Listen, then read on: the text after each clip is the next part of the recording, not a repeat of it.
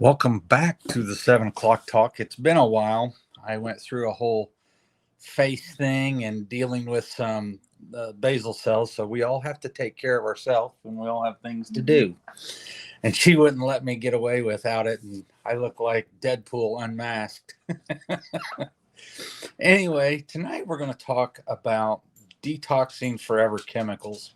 And as you saw in the description, if you're doing everything right, so let's say, you just talk about everything that you do and the frustration that comes with it.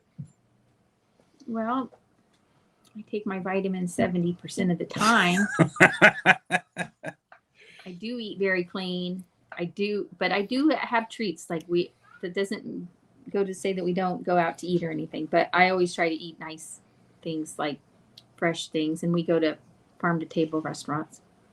And I try to do my movement, and I sleep awesome most of the time. And I still don't lose weight. So it's very frustrating because I can go 40 days without eating, just drink water and unsweet iced tea, and I lose very little weight, which is just a mind blower to every specialty office that I've visited. My blood sugars are great. My labs are pretty okay, except for my liver functions. Yep.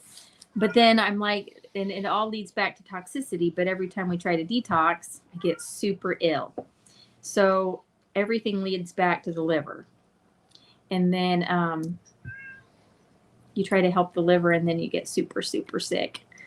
And so it's just 2 steps back and 1 step forward. But I'm pretty sure through my nursing career and all of the chemicals and the latex and all of the stuff that you're exposed to every day, I think I have just stored that and stored that and stored that. And now it's just going to be a process of eliminating the toxins so that my body can just flush out. So let's talk about these for a second. So what we're actually talking about are PFAs and PFOs. And now they're talking about a Gen X chemical as well. But these are the plastics and parts of plastics that we have seen and heard. And if you watch the news, we don't watch the news much or television much. We've seen a lot of it. And so we started testing because we knew that her liver was stressed, and we knew that it's not the food, it's not the elimination. She has gone through the steps of making sure her body is able to handle a detox, and she's still too sensitive to it. So what has to happen is now we're going to go in and we're going to do some more testing. And we're going to test for these. And after we test for these, then we will start to slowly ramp up her detox. Because as she said, every time we've tried to detox in the past, we hit it running.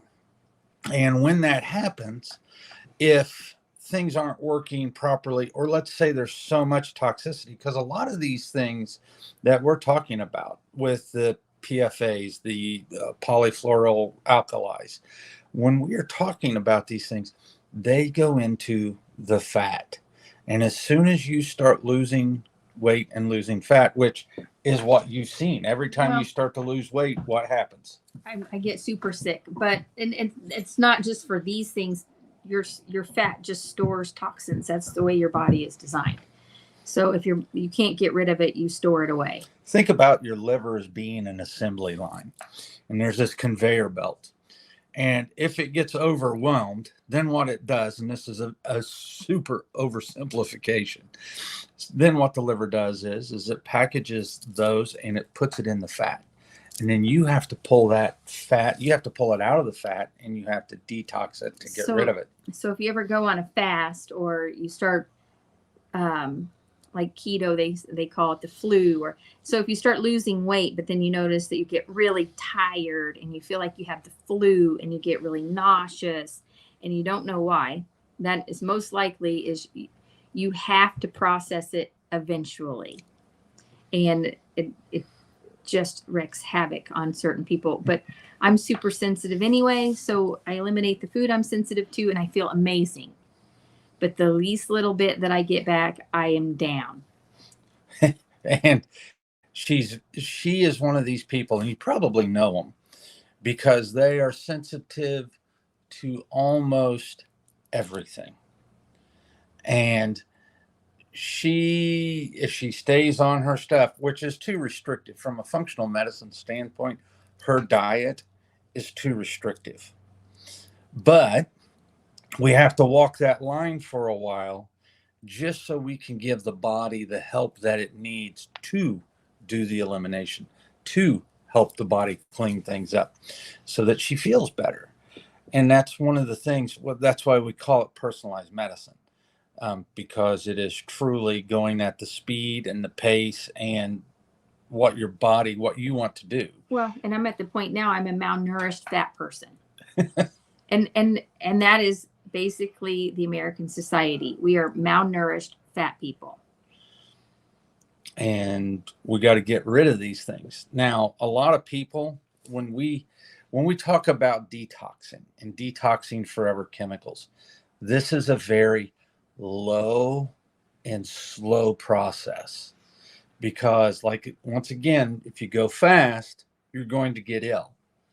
But medically, they tell us there's nothing they can do to get rid of these things. They monitor them and whatever else. That's not entirely accurate, because you can do serial measurements of the PFAs and you can see them go down. So the body gets rid of them. It's just at a very slow pace.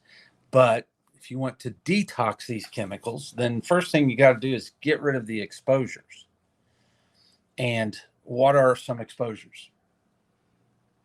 Well, for me, for anybody. Well, mine, and it's water bottles, workplace. So your gloves, workplace, your chemicals, whatever you're exposed to in your workplace. And even if you work in an office, you are exposed to chemicals every day. You're exposed to the ink, the cleaning things, the hand sanitizers, the air fresheners, the aerosols.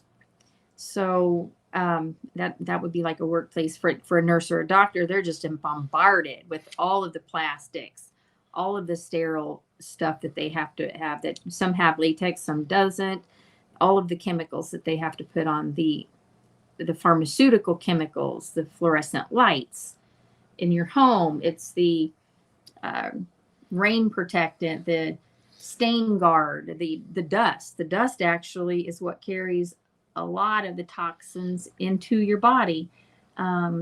Your pets.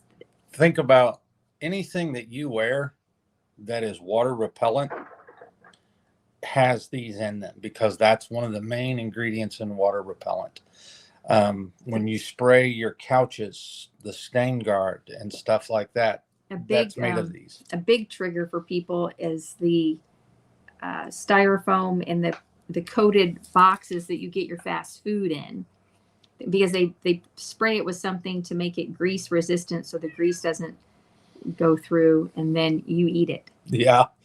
And that's one of the ways you do it. Actually, one of our very first tests that we've ever done, which is organic acids test, you can see styrene exposure, and that's from the little boxes. And I would say 90% of our patients have styrene toxicity or close to it. It's always very, very high, and it's found in paint thinners, plastics, styrofoam, and we thought at first it was like somebody was working. Containers, or every single person has these at a very high level in their body. But then you think about it, and we travel a lot, and everybody's on the go, and they're always going through a fast food restaurant. So I would say the average American probably is eating, I'm just guessing, maybe 5 to 7 meals through a to-go, or people that go and get their coffee every single morning and it's hot and they're putting it in plastic that leaches out your water bottles in the sun in your car. We are just loading ourselves up.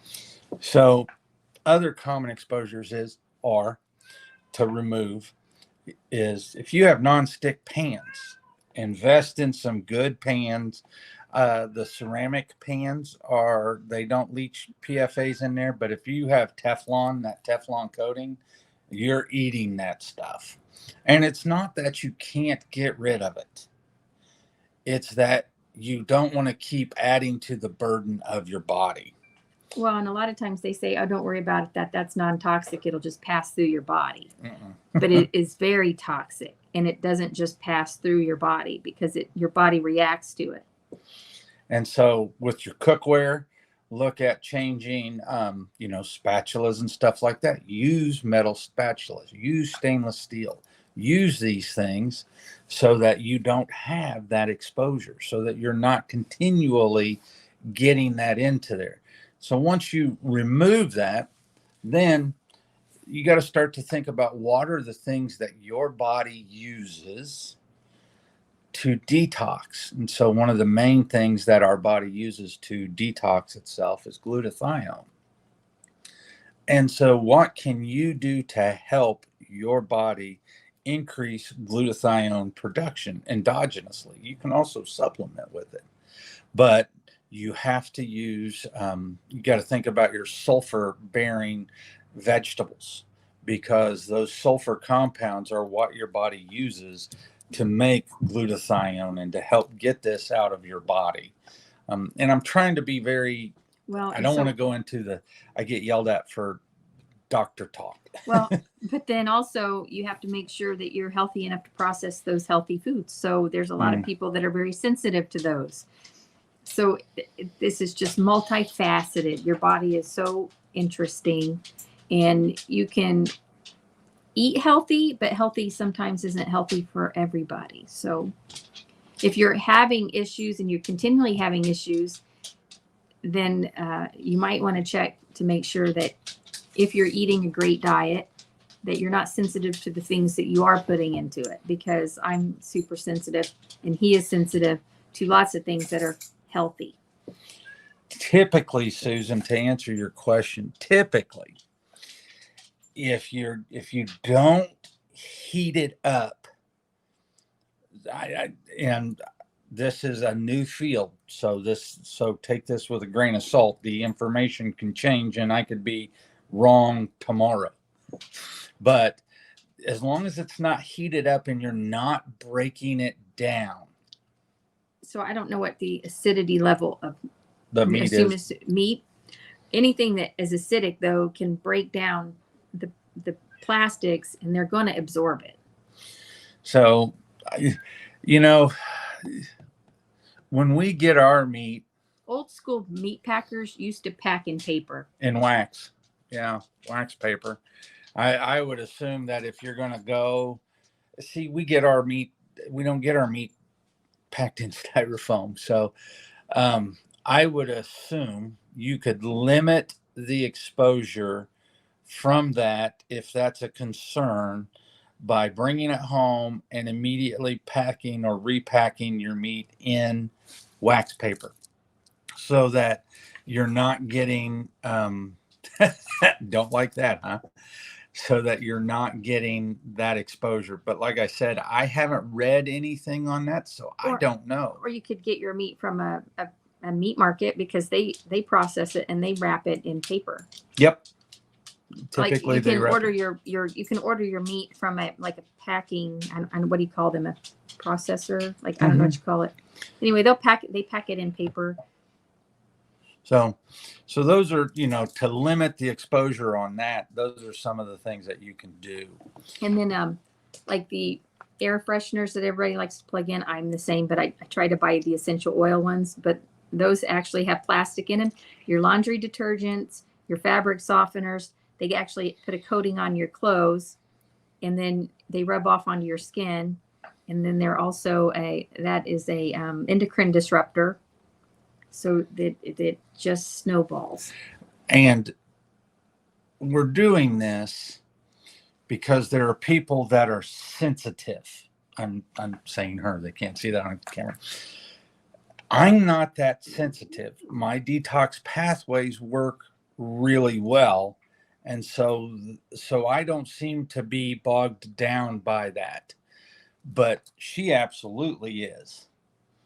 And Well, and we know this because I've modified diet, lifestyle, the things I do, and my liver is still sick. yeah, yeah, she doesn't drink. She's never drank alcohol, and her liver enzymes are high. So that's one thing. So here's another way to see if this is something that is causing you issues. If you have a pretty clean diet and lifestyle, and your liver enzymes stay high and kidney enzymes stay high, so you do blood tests, and generally this comes in the CMP. So if you see that, if you get the metabolic panel and you see ALT and AST high for no reason, and when I say no reason, those are vast. I mean, Well, if you eat simple carbohydrates, if you drink sodas, if you drink sodas, if you have a sugary diet, any of those things can cause the liver enzymes to start to elevate. but we don't drink soda. I will drink ginger ale when I'm sick, but that's rare. So I don't have any of those risk factors. So this is for the people that they don't have the normal risk factors Yes. to elevate their liver enzymes, and nothing they do brings them down. So this is what we're going to try to see if that's the problem. Yeah, she's a very complex case, and that's one of the things that makes it so interesting. Unfortunately, happens to be the doctor's wife that is the most complicated case, but Well, and I've been outside of a hospital for 3 years, mm-hmm. and we're still detoxing. And your sleep finally came back online. It took you a good year to get your sleep. Yeah, it was probably over a year, 18 months.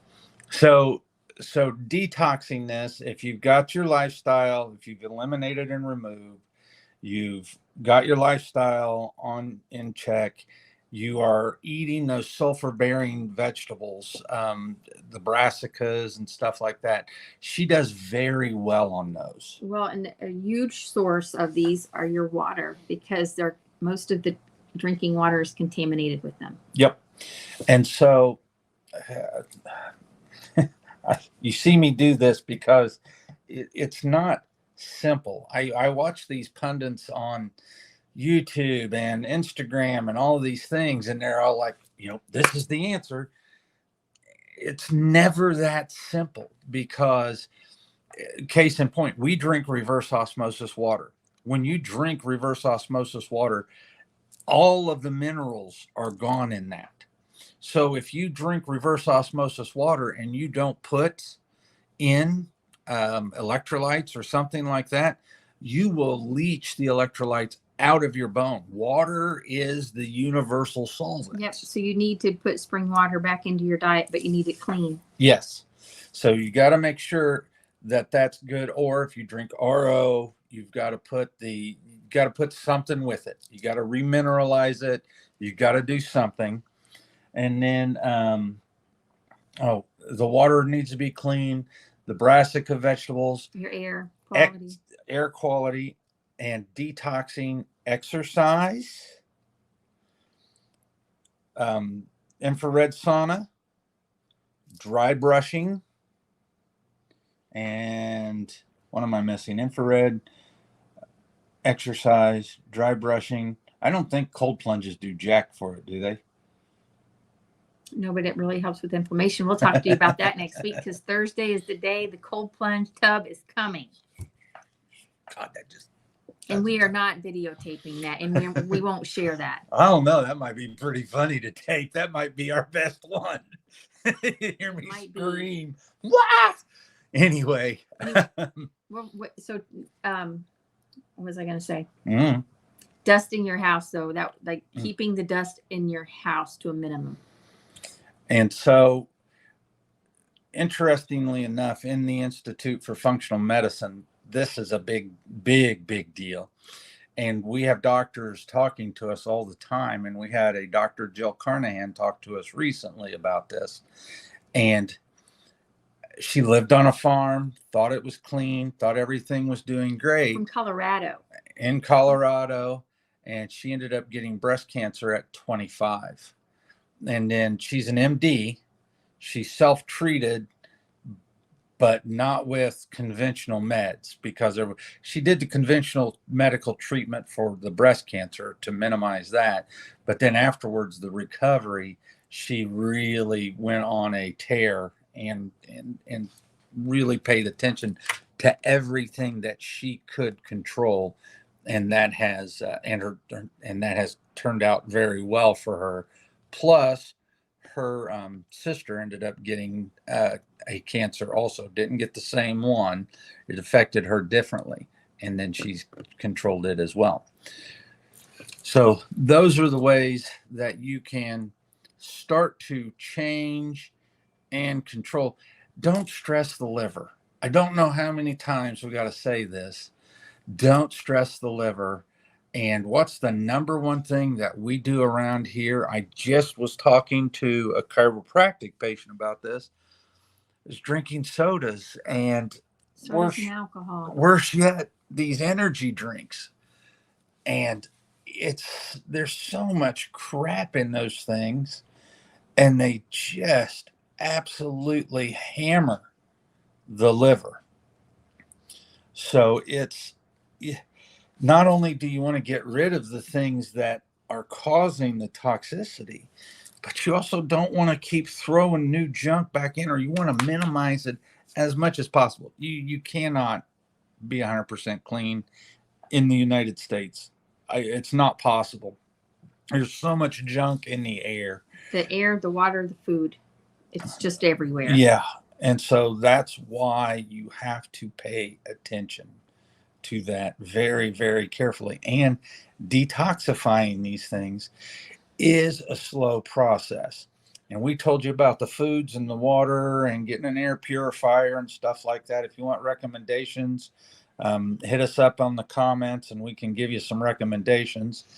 But one of the big things she said to so we get a lot of contaminants in our car, and there is a plug-in like a little infrared. I think she said they're like $20 on Amazon, and she's researched them, and they're all basically the same. But you stick it in your just cigarette lighter. Type in car air purifier. Yeah, and it purifies the air in your car.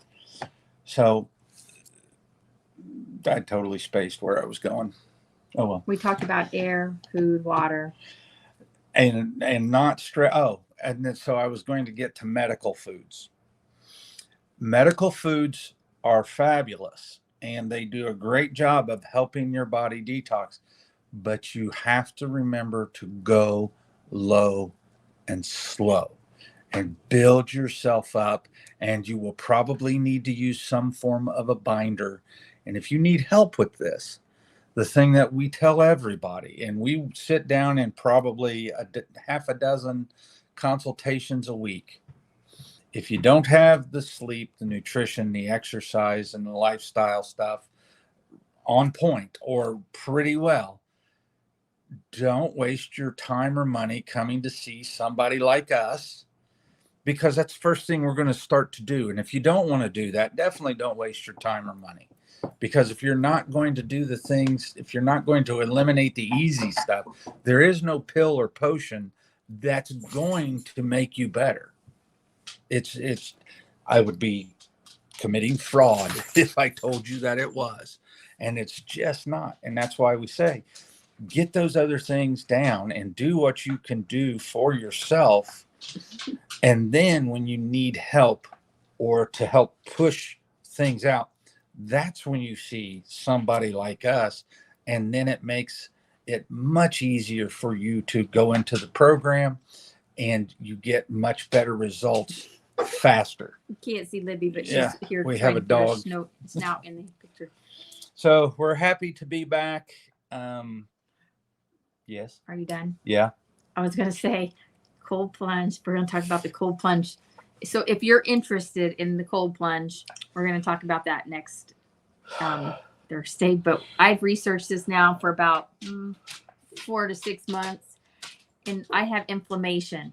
and cannot get rid of inflammation. But this is supposed to be amazing for inflammation, stimulation of your immune system. It turns your yellow fat into brown fat. So you're supposed to make, it's supposed to help you lose weight. Just the benefits go on and on and on. The key is the water is 40 degrees or below. You're going to tell them everything 3 now. minutes. No, but don't. I want them to go research it. But don't try that if you have a heart condition. So Thursday, if we do this Thursday, I probably will record it just for the comedy factor, because I can guarantee I am not going to go quietly. All right. You all have a great evening. Thank you. Be healthy.